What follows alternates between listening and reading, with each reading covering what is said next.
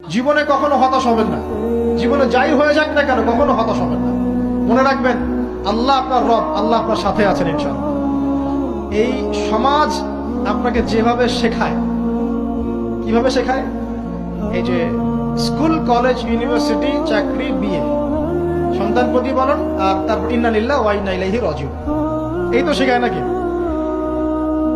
সবসময় মনে রাখবেন যে আল্লাহ রাব্বুল আলামিনের পরিকল্পনাই আপনার উপরে সবচেয়ে বেশি অগ্রাধিকার যোগ্য, সমাজের পরিকল্পনা নয়।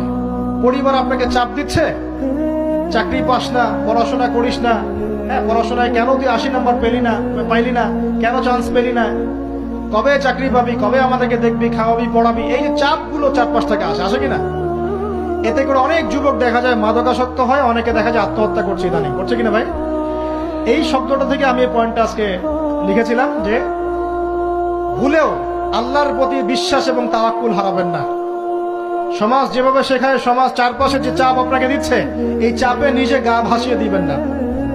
আপনি আল্লাহর কাছে দোয়া করবেন, আল্লাহর কাছে পথ চেয়ে নিবেন এবং আল্লাহর প্রতি তাওয়াক্কুল ভরসা করবেন। কখনো আত্মহত্যার পথ বেছে নিবেন।